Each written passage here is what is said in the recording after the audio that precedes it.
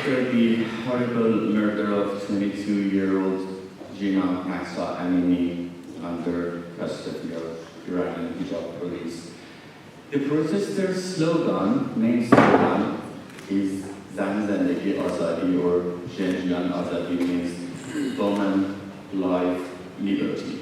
So life in this between is one of the key words. We are all fighting for right to the life. I will go back to the numbers. 474 people have been executed so far in Iran since the beginning of this year. 474. Each one, like Mahsa Amini, had a name, had a life, had someone who loved them, and we are not numbers, we are not talking about numbers, but unfortunately, the numbers are so high that it's shocking everyone. If you go to the website iranhr.net, there is a counter. Every day, we have some more people in that counter. So that's the reality. And regarding journalists, it is very difficult for my colleagues in Iran to even report about that, because talking about death penalty, criticizing death penalty is also a crime. Death penalty is considered in Iranian laws as a holy thing. So once in 2014, a newspaper just quoted a sentence from a political scientist and called qisas, in quotation mark, inhuman punishment. They shut down the newspaper and arrested its manager. So this is the situation. In Iran, we should not only fight for the right to abolition, but we should fight for the right to talk about that. This is the situation now in Iran. It's about freedom of speech as well. Exactly. Iranian authorities are using the death penalty to spread fear, especially when they are scared of protests, mass protests. And it is political because before some political events, like elections, the number of executions go down. So, because they need votes from people. Then again, after protest, when they want to spread fear, they start executions. The number goes up. And they use execution for repression, as a repression tool. In 1980s, they mass murdered many political prisoners in Iran. So it's a political tool in the hand of an authoritarian regime to spread fear and to control the society. That's why we are scared that the regime repeats the same pattern right now, because they've arrested thousands of peaceful protesters, and they are now, many of them, accused of something like muharaba. Muharaba means waging war against God, and it could be punishable by death. Or another term is ifsad fil ard, corruption on earth. So it's a vague term. Everything you do that the regime doesn't like might be a corruption on earth, and you might face execution.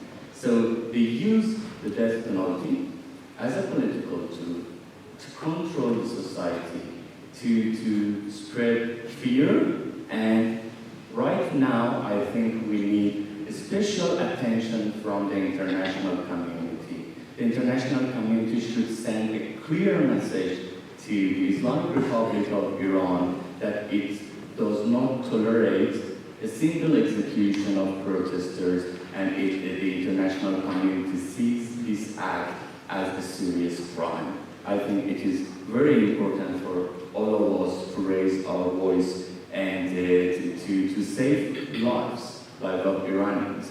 And they did nothing other than peacefully protest and nothing other than demanding their basic rights.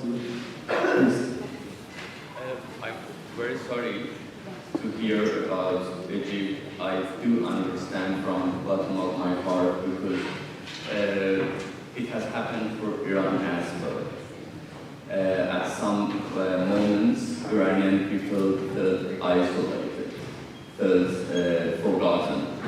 In 2015, for instance, when the nuclear deal negotiations was going on between the Islamic Republic and the international community, the regime in Iran killed more than 900 people, executed them.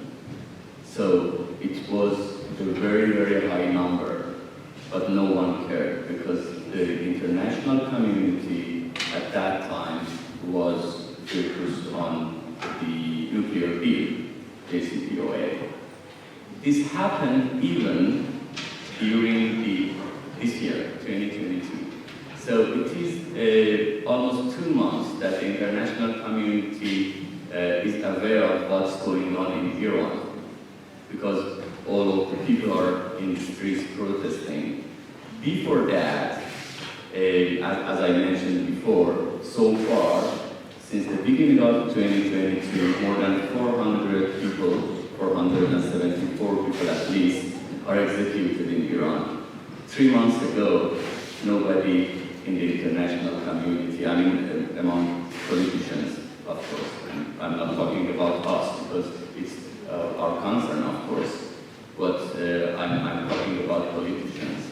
It was not their concern. So I feel you from the bottom of my heart. And just in maybe 30 seconds, because we are talking about journalism, I thought that I want to mention just some names, because some of my colleagues in Iran are in jail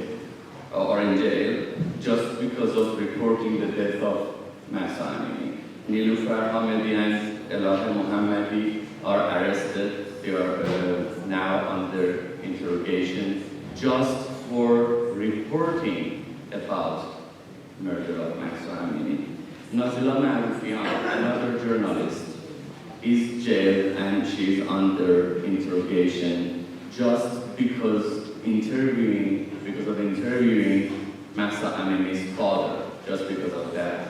Milad Fadai, Azshab, Sabah Sherdus are arrested just because they are journalists. Masoud Pur, Shahnam Azmude, they are people now, they are in jail just because they are journalists. I would like to remember them. I would like to draw everyone's attention to my colleagues in Iran.